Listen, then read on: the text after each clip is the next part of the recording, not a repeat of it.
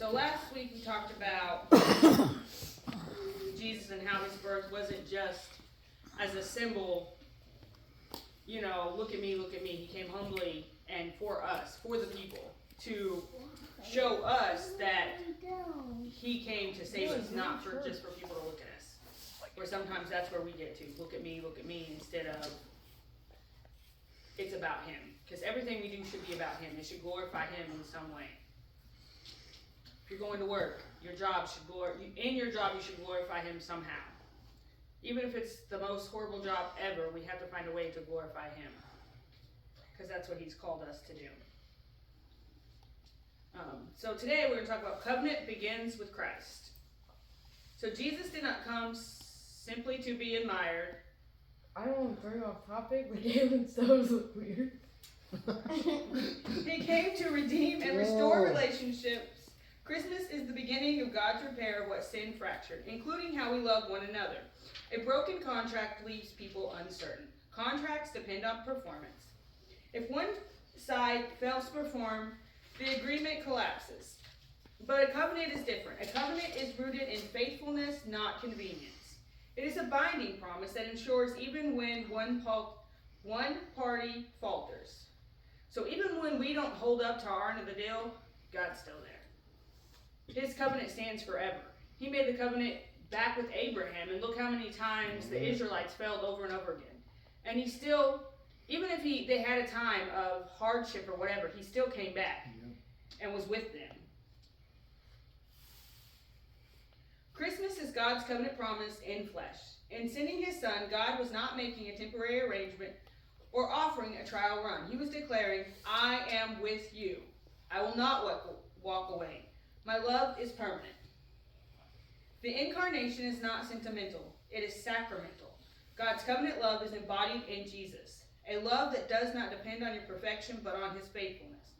Where contracts can be torn up, covenants are sealed with presence, sacrifice, and permanence. Christmas is the moment God binds himself to humanity, saying, I will dwell with you, restore you, and teach you love as I love. We live in a world of broken promises. Marriages that end, friendships that fade, commitments that crumble. Many of us carry scars from people who've walked away. Christmas speaks directly into that pain. God does not walk away. He came knowing our failures, yet he stayed. Emmanuel, God with us, is the assurance that his covenant love is stronger than our weakness. Matthew 1:21 through 23. That's what I'm going to read.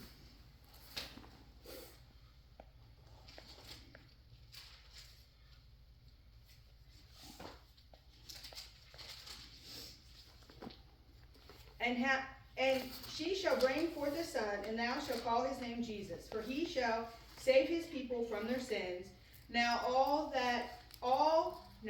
this was done, that it might be fulfilled, which was spoken of the Lord by the prophet, saying, Behold, a virgin shall be with child, and shall bring forth a son, and they shall call his name Emmanuel, which being interpreted is God with us.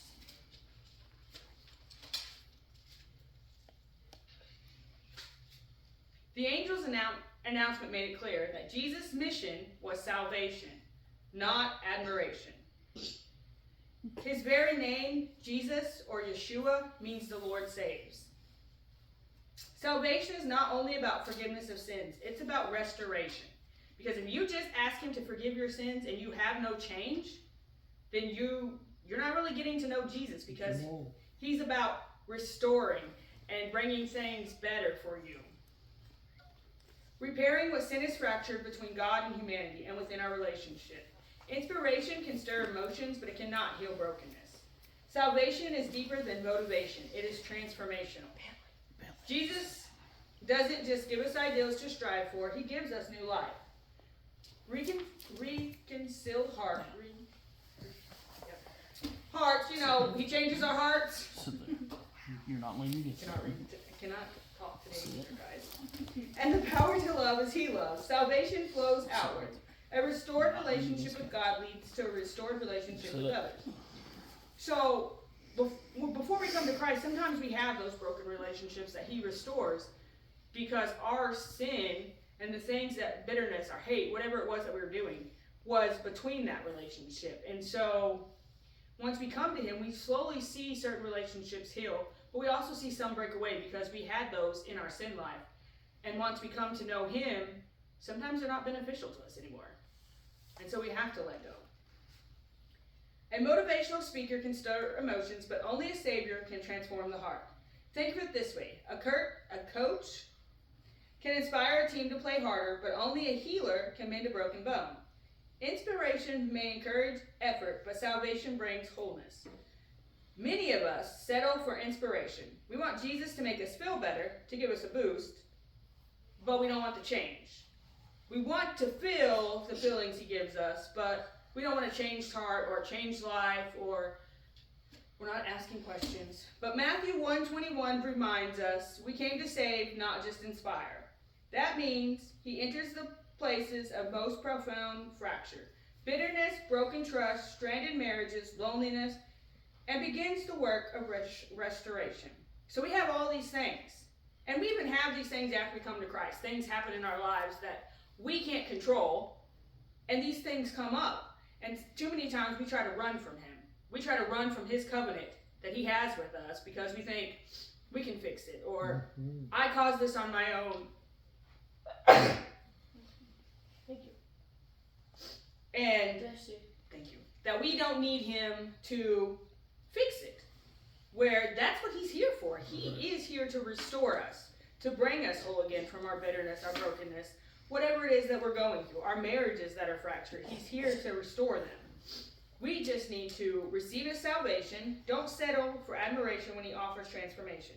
So don't just be like, oh, yes, Lord, I know that you do these things, and I'm so grateful, but you don't apply what he gives you to your heart. We just take it and walk out of here. Say you take whatever from this message today, and you just walk out, but you don't apply it, then you're just admiring what was said to you. You're just taking it as it is. Let reconciliation flow outward. Allow Christ's restoration in your heart to shape how you love others. Remember his name. Every time you say Jesus, you are declaring the Lord saves. So when you go out, remember those things. Hebrews 13:5.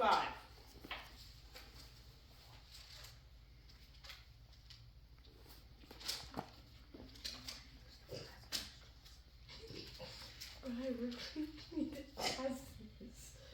Hebrews 13:5. Let your conversation be without covetousness, and be content with such things as ye have, for he hath said, I will never leave thee nor forsake thee. So Hebrews 13:5 is a covenant promise rooted in God's character. His presence is not conditional, honor perfection, or circumstances. The phrase, never will I leave you, is empathetic in the Greek. It repeats negative to stress permanence. I will never, ever, ever abandon you. So if you read it in Greek, it repeats it repetitively. This is not a casual companionship. It is a covenant commitment. Jesus stays even when life gets hard, when faith feels weak, and when relationships are strained. So in those moments that we feel like we can't feel Jesus, we can't feel his presence in our lives, we don't know, we feel like our faith is dwindling, he's there. You're fine like that, but you're not leaning against anything. Because you're not laying down. God's covenant presence is the model for how we love others. Just as Christ remains faithful, we are called to reflect that faithfulness in our marriages, friendships, and communities. So we are to take the love and the faithfulness of Christ and show it to others. That's how we show him to others. More than likely, people will see him in you before they will take a word from you. Like, they don't want to hear you giving them scripture, but your actions show Christ more than that to them. Covenant love is not convenience. It is commitment. It is choosing to stay when walking away would be easier. And in the Bible, God had plenty of times to walk away from his people. Plenty of times. But he chose to love them even amidst their sin. And that's why he came. He chose to love us even in our sin. The incarnation proves this. Jesus did not come for a visit. He came to dwell, to remain, to stay. Think spouse who stays through sickness and struggle. That loyalty reflects Christ's covenant presence. But go deeper. Imagine a spouse who not only stays but carries the weight of the suffering, bearing it alongside their beloved. This is what Christ does. He doesn't just remain. He shoulders our burdens, provides his love through endurance. And he does this as when we say we come to the altar, we lay it down. We have to leave it there and not pick it back up, because so many times we want him to carry our burdens, but we don't leave them there for him to carry. We bring them right back with us. We live in a culture of convenience, where commitments are often abandoned when they become difficult. But Christmas reminds us God does not leave, he stays. When you feel forgotten, his presence whispers, I am still here. When relationships falter, his covenant love becomes the model of our faithfulness. Trust his presence. In trials, remember that Jesus has promised to stay. Reflect his faithfulness. In your marriage, friendships, and church, let your love be marked by staying power. Reject convenience. Choose covenant commitment over temporary comfort. So keep choosing love even when it's hard. Keep choosing to show Christ even when people make you not want to show him. Because that's what he's called us to do. That's why he came as a baby, wrapped in swaddling clothes in a manger, was to bring love into this world. A love that we will never understand. Ephesians 5:31 and 32.